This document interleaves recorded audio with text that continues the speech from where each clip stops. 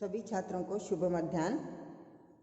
आज हम देखेंगे हमारी दूसरी कविता तोड़ती पत्थर। सूर्यकांत त्रिपाठी निराला। निराला जी का जन्म 1896 में मेदिनीपुर महिषादल नगर में हुआ था। अल्पायु में आपकी माता की मृत्यु हुई। पत्नी तथा पिता के असामयिक निधन, गरीबी एवं तिरस्कार से जूझते हुए निराला का व्यक्तित्व जुझारू तथा संघर्षशील हो गया। आपका निधन 1961 में हुआ। आपकी प्रमुख रचनाएं हैं परिमल, गीतिका, अनामिका, अर्चना, आराधना, कुकुरमुत्ता, राम की शक्ति पूजा, तुलसीदास आदि। निराला के काव्य में कथ्य और शिल्प की दृष्टि से वैविध्यता दिखाई देती है। आपके काव्य में मानवतावाद, भक्ति, श्रृंगार और प्रकृति से संबंधित भावों का चित्रण हुआ है। निराला जी की भाषा में ओज है, प्रवाह है, कसक है और गरिमा है। प्रस्तुत कविता में सड़क पर पत्थर तोड़ने वाली एक साधनहीन और असहाय नारी का अति सजीव चित्र अंकित हुआ है। गर्मियों की तपती दोपहरी में आपने घर से दूर काम करने वाली उस नारी के प्रति कवि के मन में अपार सहानुभूति है। एक ओर तो धनी वर्ग की ऊंची ऊंची अट्टालिकाओं में विश्राम कर रहा है और दूसरी ओर मध्याह्न के विषम ताप में यह प्रताड़ित युवती परिश्रम साध्य कार्य में व्यस्त है। अर्थवैषम्य की ओर ध्यान आकृष्ट करने वाली यह प्रगतिवादी रचना निराला के काव्य संग्रह अनामिका से संकलित की गई है। बच्चों, तो यहाँ पर निराला जी एक अलग व्यक्तित्व के कवि रहे हैं। इनकी कविताओं में जब हम कविता पढ़ते हैं तो वह दृश्य ही हमारे सामने आ जाता है कि यह हमें क्या समझाने वाले हैं। आज ऐसा ही एक दृश्य को उन्होंने अपने चलते हुए ही देखा और वहीं के वहीं उन्होंने कविता बना दी। वह दृश्य क्या है तो आपने भी देखा होगा कि हम बचपन में या अभी भी कहीं स्कूल से आते जाते राह में देखते हैं कि राह के एक किनारे, सड़क के किनारे कोई एक महिला बैठी है या कोई एक व्यक्ति बैठा है, वह पत्थर फोड़ते रहता है।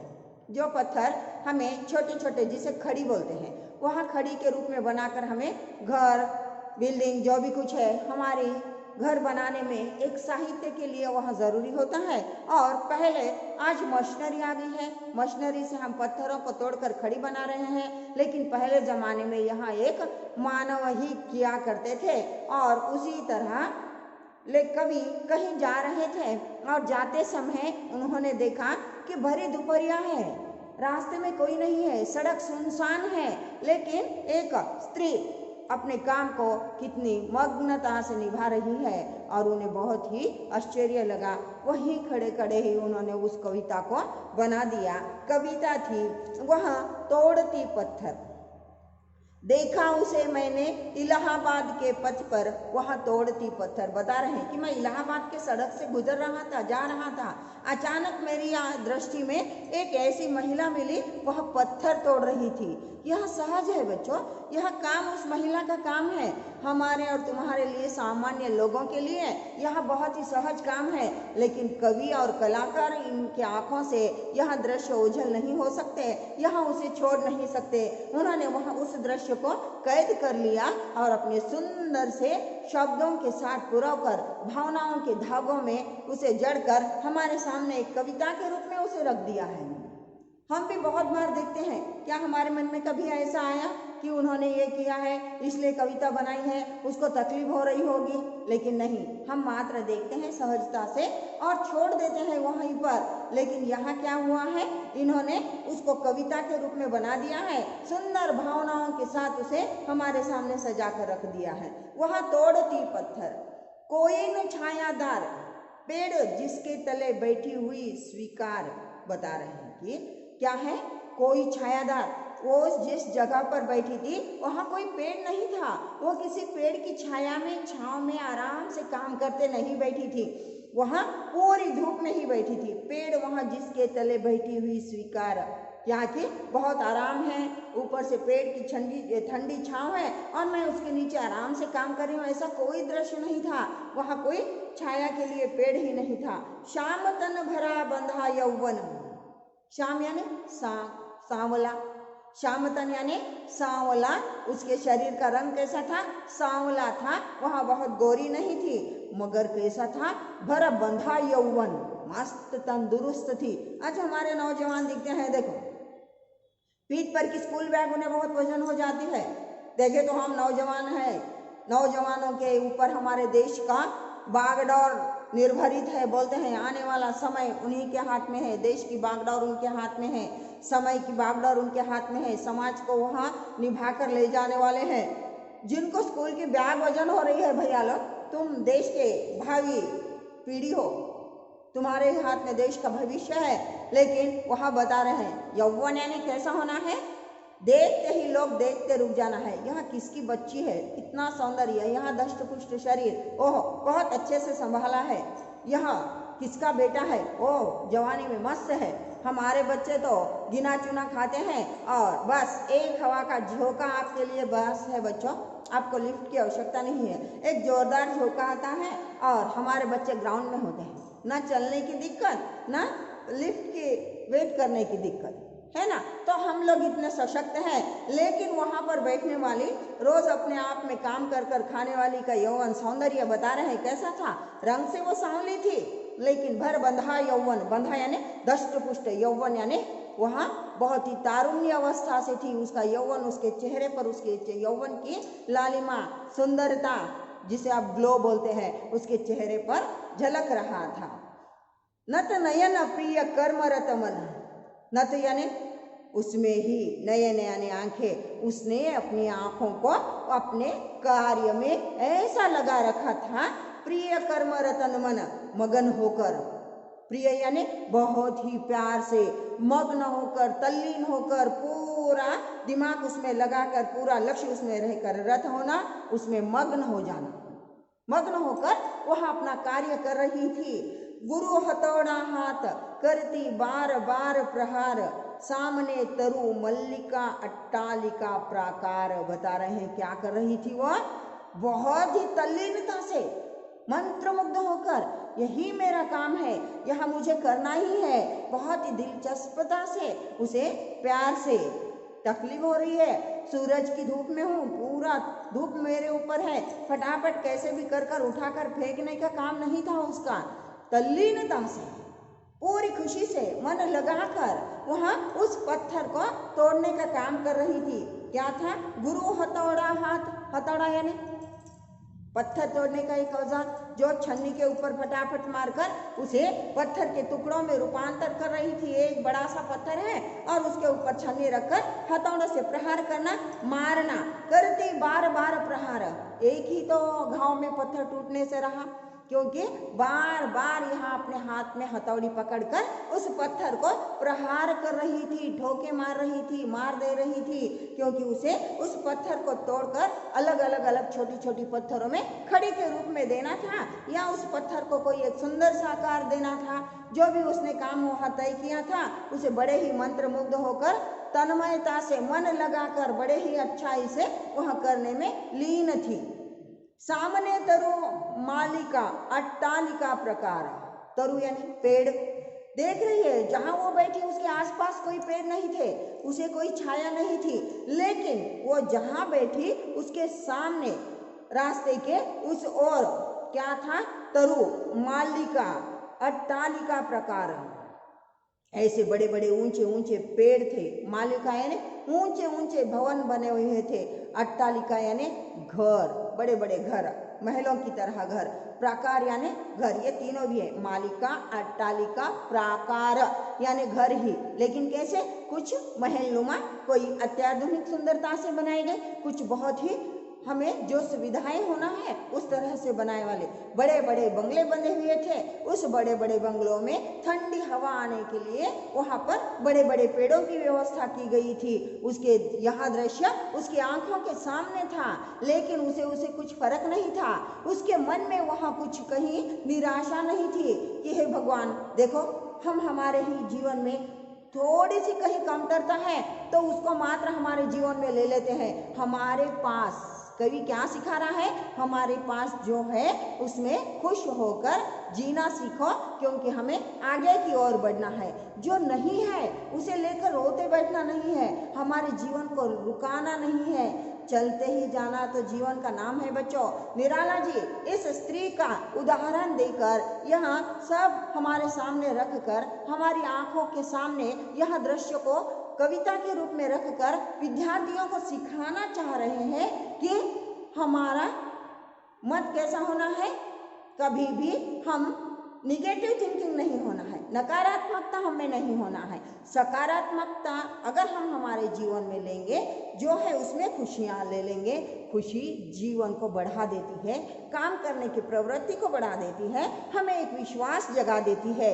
और नकारात्मक नैराश्य का जीवन हमें कमज़ोर बना देता है बच्चों। मेरे पास ये नहीं, मेरे पास वो नहीं, उसके जैसा मैं नहीं। अरे क्यों नहीं, जब एक ही भगवान ने हम सबको रूपायित किया है, सबको उतनी ही तरह बुद्धि दिया है, तो सकारात्मक जिनकी भावनाएं होती हैं, जिनके काम करने का ढंग अच्छा होता है, वह हमसे आगे निकल जाते हैं बच्चों। नकारात्मकता हमें कमज़ोर बना देती है, ये नहीं वो नहीं वो नहीं, रोते रहने में ही हम हमारा समय गुजार देते हैं। उदाहरण दिया है कवि ने कितना सुंदर, भरी दोपहरिया में रोड के किनारे, सड़क के किनारे वहाँ बैठकर अपने तन्मयता से मंत्रमुग्ध होकर अपने काम में लीन होकर पत्थर तोड़ रही थी।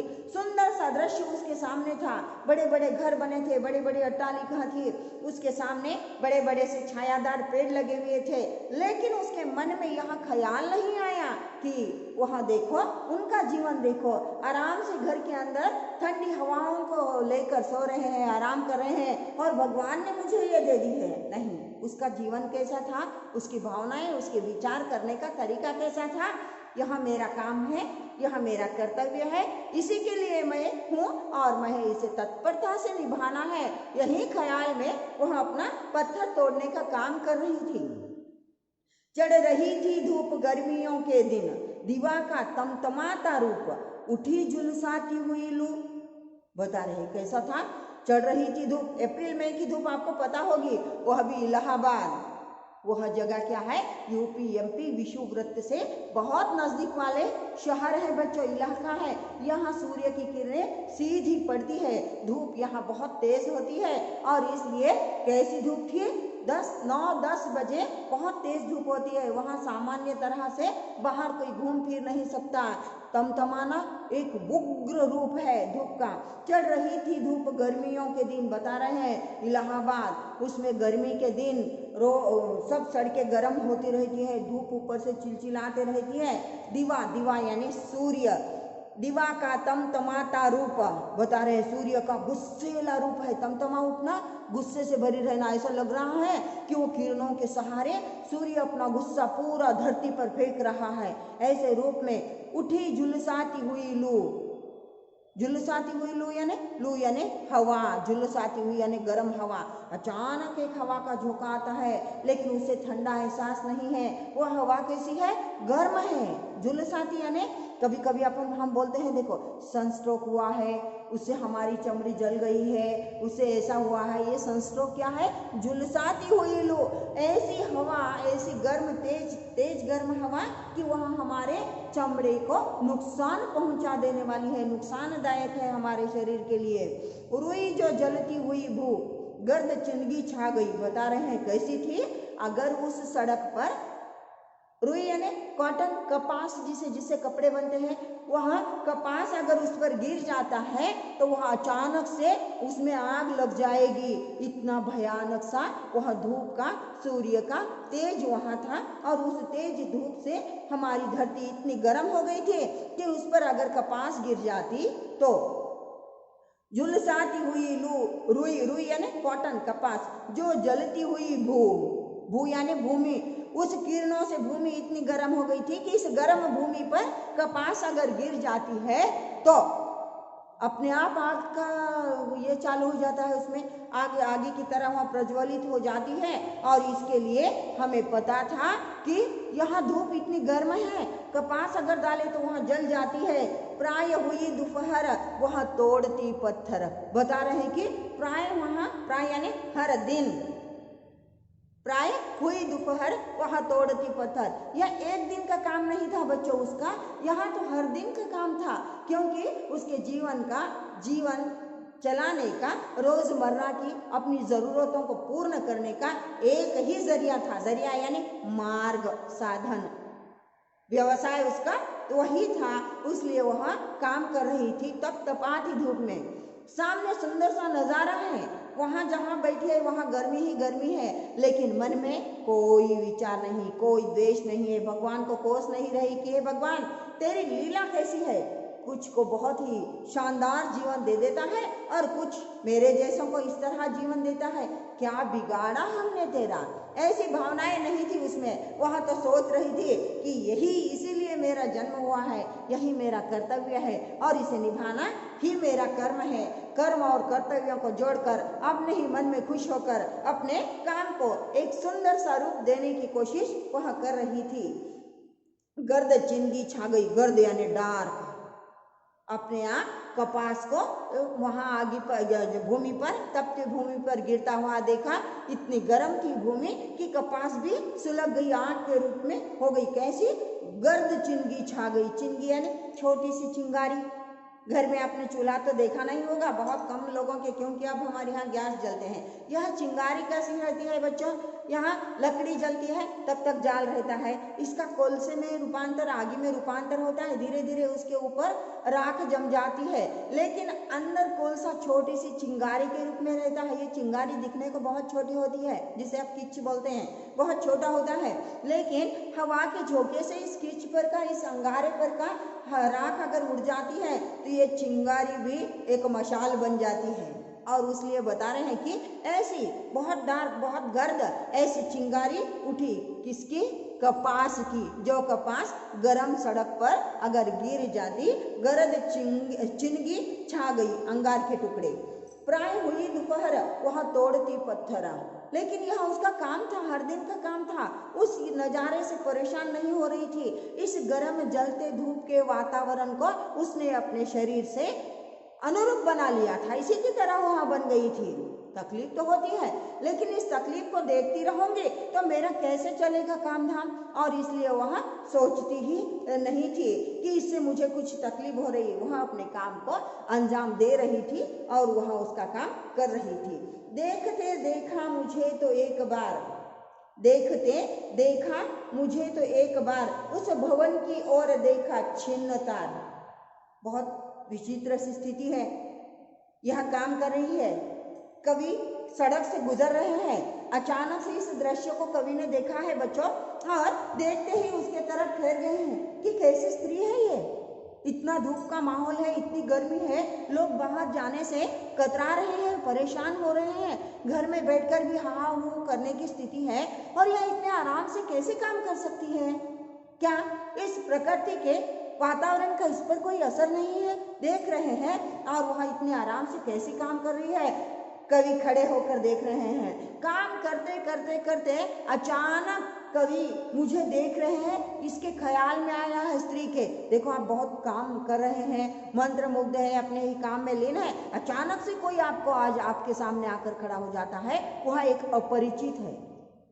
परिचित है तो हम उसका हंसकर स्वागत करते हैं, आंखों ही आंखों में देखकर, हंसी में, काम में लीन है तो कम से कम हंसकर उसका स्वागत करते हैं। लेकिन कवि अपरिचित है, उससे उसका कोई लेना देना नहीं है, और अपरिचित व्यक्ति अगर हमें अचानक देखता है तो हम उसकी नजरों से नजर भिड़ा नहीं सकते। उसकी दयनीय स्थिति थी कि ये कौन है, मेरे तो परिचित नहीं है, फिर मुझे यूं क्यों निहार रहे हैं, क्यों देखते खड़े हुए हैं। अब अचानक देखना तो सही नहीं है। फिर उसने क्या करा कि देखते देखा मुझे तो एक बार, क्या देखा कि मैं उसे देख रहा हूँ, देखते देखा एक बार मैं उस स्त्री को देख रहा हूँ, यह उसके समझ में आ गया, उसने देख लिया। उस भवन की ओर देखा तो सामने की ओर देखा, और सब नजरें देखने वाले को लगे कि वह स्त्री सामने के दृश्य को देख रही है, उस घर को देख रही है, लेकिन नजरें वहां टिकाकर अपनी नजरों को तिरछी किया है। हम बहुत बार देखते हैं कानी नजर से, हमको देखना इधर होता है और इधर देखते हैं। देखो किसी के आंखों में फॉल्ट है तो हमें समझ में नहीं आता कि वो हमको देख रहा है या इधर देख रहा है। बहुत बार हम उसको हमारे तरफ देख रहा है बोल के बात करते हैं, वो उधर देखते रहता है। तो हमें भी ऐसी एक स्थिति होती है, अगर हमें किसी को डायरेक्ट देखने नहीं आता, सीधे मुंह हम उसको नहीं देखते हैं, तो हम हमारी नजरों को तिरछी कर लेते हैं। हमारी नजरें, आंखें तो सामने की ओर होती है, लेकिन हम आंखें ही उसको घुमाकर देखते हैं कि इधर कौन है, और उसने भी वैसे ही किया।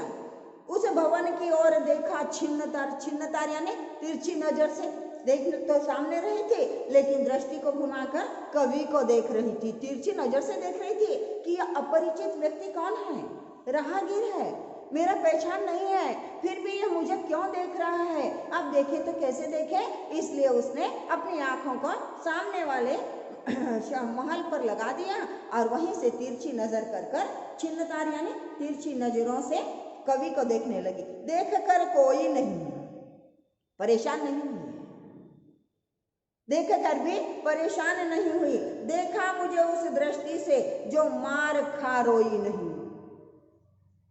काम कर रही थी, हाथ रोका नहीं है, हाथ का काम चालू है, हथौड़ों से बार बार प्रहार करने का, पत्थर तोड़ने का काम चालू ही रखा है। आंख से ही देख रही थी कि यह कौन है, मन में सोच रही थी इस अपरिचित से मुझे लेना देना नहीं है, फिर मुझे ये क्यों निहार रहा है। कवि क्यों निहार रहे थे, परेशान होकर कि यहाँ इतने धूप में अपने काम को इतनी अच्छी तरह से बिना परेशान हुए कैसे झेल रही है, कैसे काम कर रही है, और वह परेशान हो रही है कि यह अजनबी, आगंतुक, अचानक आने वाला, राह से चलने वाला यह व्यक्ति मुझे क्यों निहार रहा है।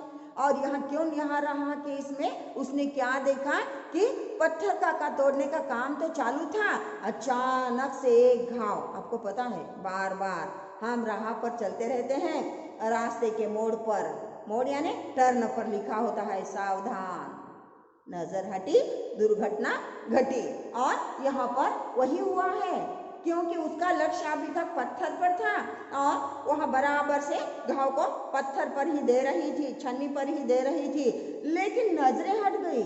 उसको कवि को देखने के लिए उसने अपनी नजरों को सामने वाले महल पर लगा दिया और तिरछी नजर से देखने लगी कि ये कौन है, क्यों रुका है, यहाँ क्या है। अंदर ही अंदर परेशान होकर वह देखना चाहती थी कि यह राहगीर मुझे क्यों देख रहे हैं, और इतने से में ही उसकी दृष्टि थोड़ी सी काम से दूर हो गई और हाथ के हथौड़े का मार पत्थर पर पड़ने की बजाय उसके हाथों पर पड़ गया। बता रहे देख कर कोई नहीं, देखा मुझे उस दृष्टि से जो मार खा रोई नहीं। तिरछी दृष्टि से तो देखा, उस दृष्टि यानी तिरछी दृष्टि से वह मुझे देख रही थी, और इसमें क्या हो गया कि वह हाथ पर मार लग गया।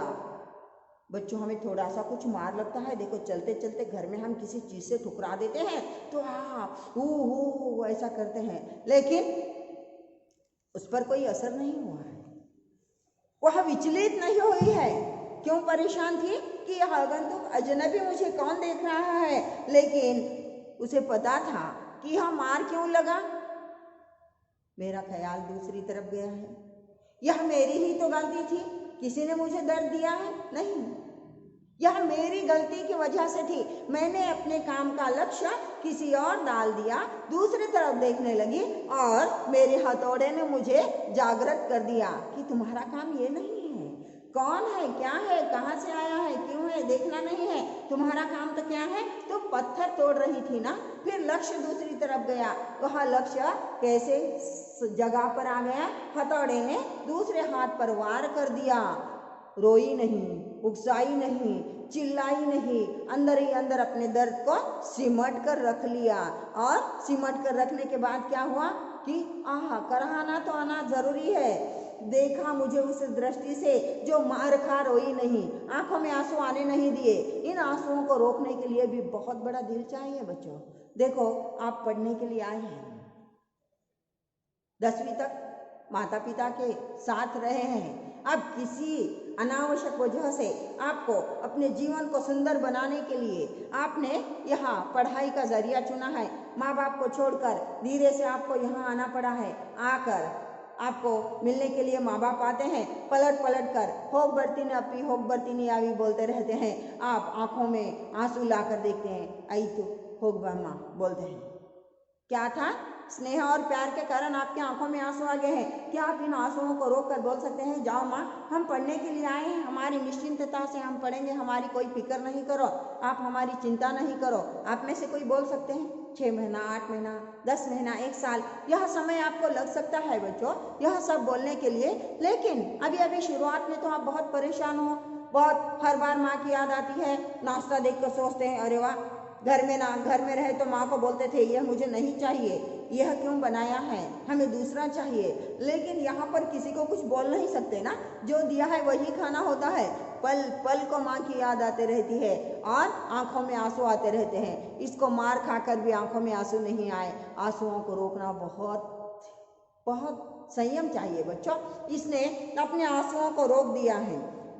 सजा सहज सितार सुनी मैंने वह नहीं जो थी सुनी झंकार, बता रहे हैं। सहज सजा यानी आवाज आ गई, कहे कि आई सहज सितार, सहज यानी अचानक से, सितार यानी हारमोनियम, संगीत बनाते वक्त पहले गाना कोई गा रहा है तो उस गाने के स्वर को अपने संगीत में मिलाने के लिए यह सितार बजाने वाले उसको पहले सारी गम के धुन में बिठा लेते हैं।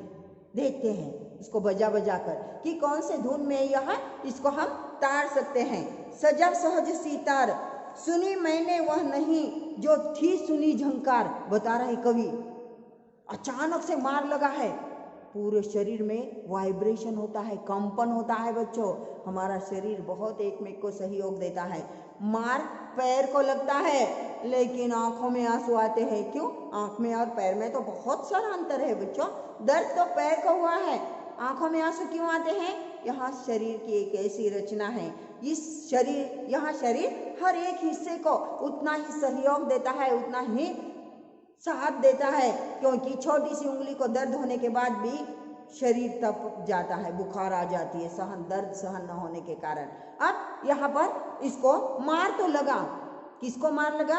काम करने वाली स्त्री को लगा है, पत्थर तोड़ने वाली स्त्री को मार लगा है। लेकिन सितार किसको बज उठे? जैसे ही मार लगा उसने अंदर से अपने आप को आंसू रोकने की कोशिश की, लेकिन कंपन वाइब्रेशन कवि के शरीर में हुआ। बता रहे हैं सजा सहज सितार, उसको मार लगने के साथ जो दर्द हुआ था, कंपन हुआ था, वह मैं महसूस कर रहा था।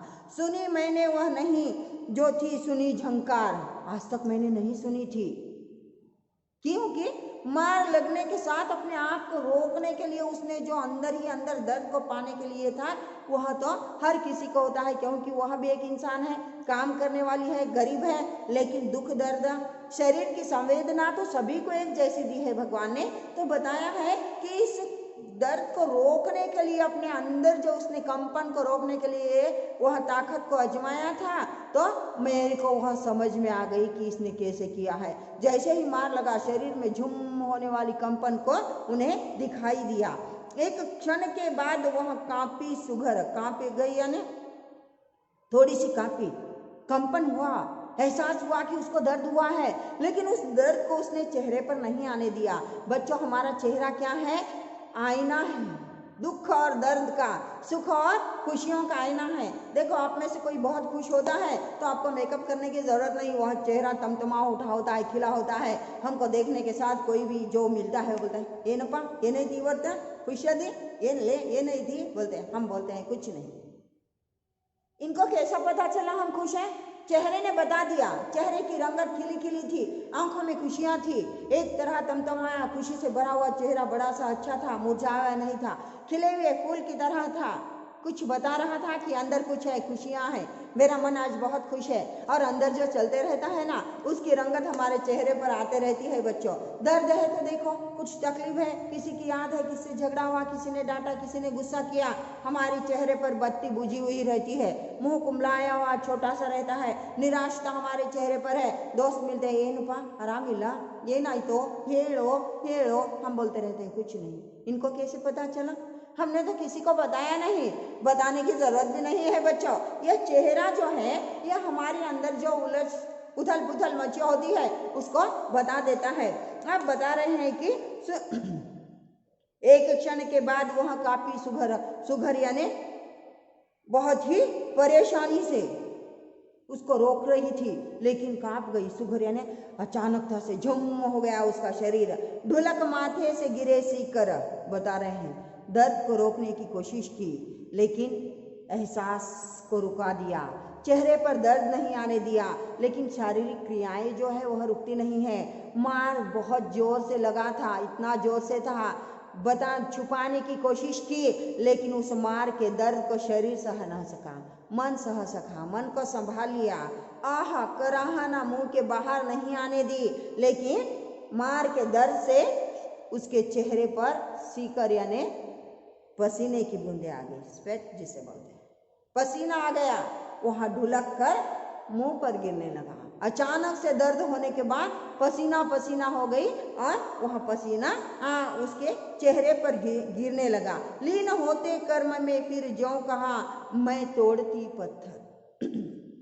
कवि सामने खड़े हैं, सब नजारे को देख रहे हैं, दर्द को छुपाने की कोशिश की है, दर्द से उसको पसीना आ गया है, पसीने की बूंदें मुंह पर ढुलक रही है, लेकिन उसने एहसास होने नहीं दिया, कवि के समझ में आने नहीं दिया कि मुझे दर्द हुआ है। और फिर वहां उसी तरह से पत्थर तोड़ती रही। क्या बोलकर तोड़ती रही? मैं तोड़ती पत्थर। मैं क्यों रुकी हूँ? मैं तो पत्थर तोड़ रही थी ना, मैं पत्थर तोड़ रही हूँ। कवि को अनजाने में मुखभाष चल रहा है, ना वह कवि से बात कर रही है, न कवि उससे कुछ पूछ रहे हैं, लेकिन कवि और कलाकारों में, यहाँ चित्रकारों में एक विशेष ज्ञान होता है बच्चों, तभी तो जाकर वह कवि बनते हैं और हम सामान्य रहते हैं। हम हर चीज को देखते हैं बच्चों, खुले आसमां को देखते हैं, चमकते तारों को देखते हैं, सूरज और चंद्र को देखते हैं, उनकी कहानियों को सुनते हैं, अनुभव करते हैं, लेकिन हम कोई कविता नहीं बना सकते। लेकिन कवि का मन काल्पनिक होता है, कल्पनाओं से भरा होता है। चित्रकारों का मन कल्पनाओं से भरा होता है। चित्रकार इसी दृश्य को अपने सुंदर रंगों से भरकर सुंदर सा चित्र बना देता है। कवि कल्पना और भावनाओं के विचारों को जोड़कर एक सुंदर सी कविता बना देते हैं। हर दृश्य को वह भी देखते हैं, हर दृश्य को हम भी देखते हैं, लेकिन हम में और उनमें यही फर्क होता है। वह मूकता से चल रहा है कि इसको दर्द हुआ है, इसने दर्द को छुपाया है, उस दर्द को छुपाते समय चेहरे पर पसीना आ गया है और आकर वह पसीना सामने टपक रहा है, लेकिन उसने यह परेशानी को भी समझ में आने नहीं दिया। वह सोच रही थी कि मैं हाँ करूंगी, पसीना पोंछूंगी, ये करूंगी तो सामने वाले को समझ जाएगा कि मुझे दर्द हुआ है, लेकिन यह दर्द किस लिए हुआ है? मेरे अपने गलती से हुआ है, यहाँ किसी ने मुझे दर्द नहीं दिया है। मेरा ख्याल दूसरी तरफ गया और हथौड़े का प्रहार पत्थर की बजाय मेरी उंगली पर हुआ, मेरे हाथ पर हुआ, और दर्द होना बहुत जरूरी था कि मैंने अपना मन दूसरी ओर लगाया, निर्लक्ष्यता हुई, मैंने ख्याल नहीं दिया, और इसलिए मैं इसको तो किसको निर्दोष नहीं लगा सकती, किस पर इसे थोप नहीं सकती कि तुम्हारी वजह से हुआ है। मेरी वजह से होने वाले दर्द को मैं सहना ही है। यानी कवि यहाँ आपको सिखा रहे हैं बच्चों कि जो गलतियां हमने अपने आप से हुई उसे सुधारने की कोशिश करो, औरों पर नहीं थोपो। देखो आपकी मजा होती है, 2 मार्क्स कम आ जाते हैं अगर मम्मी पापा पूछते हैं ಯಾಕೋಪಿ 10th SLC ಒಳಗೆ ಚೆನ್ನಾಗಿ ಮಾರ್ಕ್ ತಗೊಂಡಿಯಾ, ಈಗ ಏನಾಯಿತು? ಏನು ಹೇಳಿ ಮಮ್ಮಿ, ಟೀಚರ್ಸ್ ಸರಿ ಇಲ್ಲ, ಅವ್ರಿಗೆ ಪಾಠ ಹೇಳಿಕ್ಕೆ ಬರಂಗಿಲ್ಲ, बोल देते हो। कितना ना हम कभी सोचते नहीं, हमने कभी अपने आप पर सोचा ही नहीं कि क्या क्या बोल रहे हैं। हमारी गलतियों को स्वीकार करना बहुत बड़ी बात होती है बच्चों। कवि यहाँ यही सिखा रहे स्त्री के मार्ग से कि वह स्वयं स्वीकार कर रही है, यह काम मेरे लिए है, स्वयं मैंने इसे चुना है, मुझे इसे बहुत ख्याल से करना है, बहुत उत्साह से करना है, परिपूर्णता से इसे अच्छा कर कर दिखाना है, क्योंकि यह मेरी रोजमर्रा के जीवन को निभाने वाला एक काम है। इसे निर्लक्षित कर कर औरों के सुख चैन को इसके साथ जोड़कर मैं अपने आप को कमजोर नहीं बना सकती। इसलिए वह बहुत ही अच्छाई से यह काम को निभा रही थी। अचानक किसी अपरिचित की दृष्टि उस पर गिरी, यह कौन है देखने के लिए उसने भी तिरछी नजर से क्यों नहीं हुआ, कवि को ताकने का देखने का काम किया और निर्लक्षित होने के कारण हाथ के हथौड़े का प्रहार उसके हाथों पर लग गया, स्वीकार कर लिया। दर्द को अपने अंदर छुपाने की कोशिश की और आखिर में बोल दिया, लीन होते कर्म में फिर ज्यों कहा, लीन होना फिर मग्न हो गई, फिर पत्थर को तोड़ने में अपने काम में मग्न होकर वह बोलने लगी, मैं तोड़ती पत्थर, मेरा काम पत्थर तोड़ना है, मुझे इधर उधर नहीं देखना था। यानी हर चीज को स्वीकार करो, जीवन में सकारात्मक को ऐसे भर दो कि हम कमजोर ही नहीं बने। हर किसी को सब कुछ नहीं मिलता है बच्चों। माना कि आपके माता पिता ने आपको बहुत सुंदर सा जीवन दिया है, लेकिन वह किनका है, पिता का दिया हुआ है। हम बनने वाले हैं, हमारा कुछ तो चाहिए, मैंने ये किया, मैंने ये किया, मैंने ये किया बोलने वाला है। आकर चले जाना नहीं है बच्चों, जाते हुए यहाँ हमारे आने वाली पीढ़ी के लिए, हमारे समाज के लिए हमने क्या किया, ये कुछ ना कुछ छोड़कर जाना है तो ही, नहीं तो खाली हाथ आए थे खाली हाथ जाना है नहीं बच्चों। नाम को यहाँ छोड़कर जाना है। सुंदर सा नाम रखा है माता पिता ने, आपकी पहचान है वह नाम। समाज में आज तक आपको आपके पिता के नाम से पहचाना गया है बच्चों कि यह इसकी बेटी, यह इनका बेटा, यह इनका पोता, यह इनकी पोती। लेकिन धीरे धीरे उसके साथ हमें अपने नाम को जोड़ना है। ऐसा कुछ अच्छा काम करो बच्चों कि कल जाते हुए तुम्हारे माता पिता अगर जा रहे हैं तो बोलना, अरे उस बच्ची के माँ बाप है, ये उस बच्चे के माँ बाप है जो उसने अच्छा काम किया। कुछ ऐसा नाम कमाना है। और तोड़ती पत्थर यहाँ काम ना रहने वाले साधन नहीं है। जो कुछ छोटा मोटा कार्य है वही काम को तमतमाती धूप की परवाह नहीं करते अपने काम को कैसे निभा रही है। तो छोटी मोटी चीजें जो हमारे पास नहीं होती है उसके लिए रुको नहीं, उसके लिए रुक कर हमारे पास ये नहीं वो नहीं, निगेटिव थिंकिंग, नकारात्मकता अपने आप में भरो नहीं है। जो है उसको सकारात्मकता से लेकर आगे बढ़ने की कोशिश करो। यही निराला जी आपको सिखा रहे हैं और आपको यही सीखना है, यही तो जीवन है बच्चों। और यह कविता में आपको कैसे प्रश्न आते हैं, तो पहले चढ़ रही थी धूप, यहाँ तो कहना आता है किस लिए, संदर्भ से स्पष्टीकरण दीजिए। या उसके नीचे का आता है देखते देखा, बार बार पूछे गए जो है वो मैं आपको बताती हूँ, थोड़ा सा ख्याल देना है। इस संदर्भ सही स्पष्टीकरण के लिए आपको 4 मार्क होते हैं बच्चों। 4 मार्क में आपको क्या लिखना है, इस यहाँ जो कविता की लाइन दी गई है, पंक्तियां दी गई हैं, वह किस कविता से ली गई है, यानी कविता का नाम लिखना होता है। उसके नीचे आपको कवि का नाम लिखना होता है कि इस कविता को किस कवि ने लिखा है। जैसे तोड़ती पत्थर निराला जी ने लिखी है, त्रिपाठी जी ने लिखी है, और उसके बाद उसका सार हमें लिखना होता है, भावार्थ हमें लिखना होता है कि क्या है इन पंक्तियों का भावार्थ। अगर इतना लिखते हैं तो आपको 4 मार्क मिल जाते हैं। यानी 4 मार्क का एक प्रश्न आता है आपको, जो आपके क्वेश्चन पेपर में 31 का होता है। 30 का तो 2 से आता है और 31 का 4 मार्क का आता है। फिर यहाँ 3 मार्क का एक क्वेश्चन आता है और 1 मार्क का एक आता है। यानी 8 मार्क के लिए ये कविता है। छोटी सी है लेकिन बड़ी मज़ेदार है, सुनकर समझकर आराम से लिखने वाली है। तो 8 मार्क के लिए ये कविता है। 8 मार्क के लिए आपको इसे तैयार करना होता है। ठीक है, तो यह थी निराला जी की तोड़ती पत्थर।